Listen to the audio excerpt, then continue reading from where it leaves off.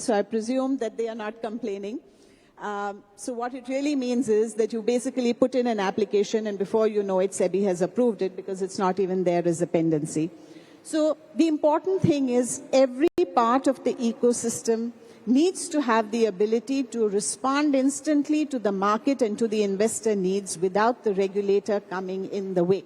So this is our commitment that we wouldn't come in the way, and this is our progress report.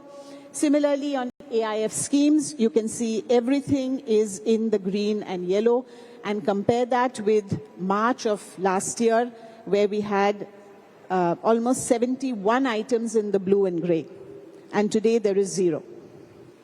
In the case of REITs and InvITs, of course, these are few and far between, but again, you can see that there is very low pendency.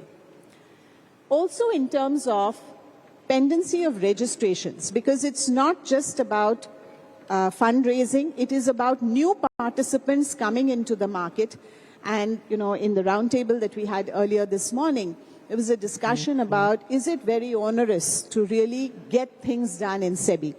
So this is, again, this was our commitment, and here are the numbers. If you look at AIFs again, you know, registration. This is registration of somebody wanting to carry out this activity. Earlier, there were lots and lots of cases, over 24 cases in the blue and gray. Today, it's down to 0. Mutual funds, down to 0. Portfolio managers, there's one person sitting in 3 to 6 months. Otherwise, all in green and yellows, and so on. So this was our commitment that we made to you, that the regulator will not come in the way of your doing what you need to do in the market. And this was our sort of status report on that.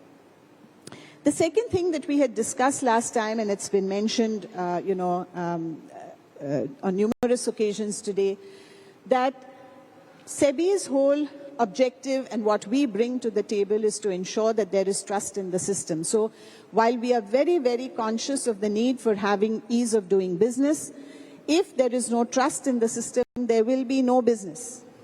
If there is no business, there'll be no question of ease of doing business. To have the business, you must first have trust in the system. And this was the second commitment that we made.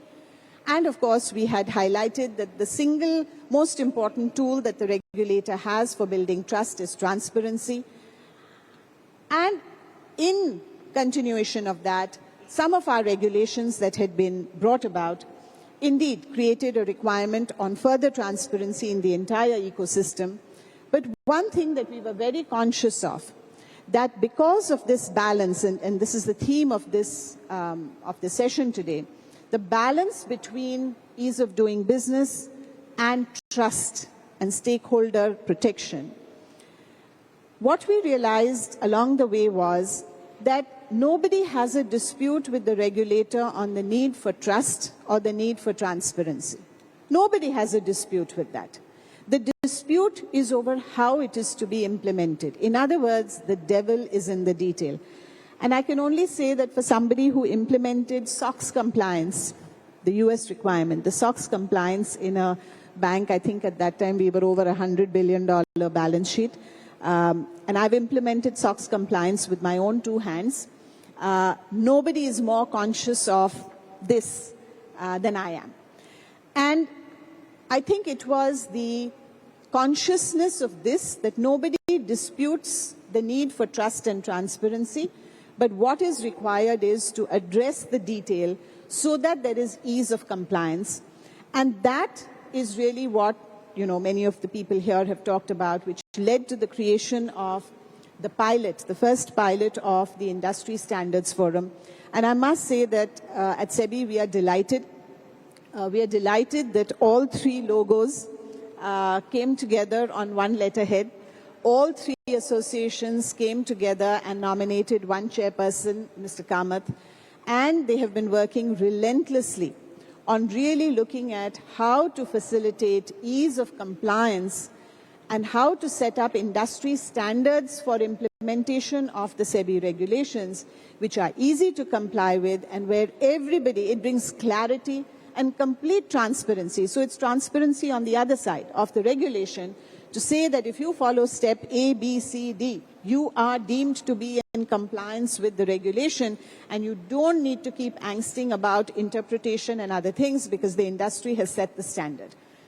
And in this entire process, I would like to say that FICCI took a very strong leadership role in the entire process of setting up the forum and its operations. So I would really like to appreciate that. Thank you very much. It's absolutely critical. And this is right now on a pilot basis, and based on the success, and the early signs are that it is a good success.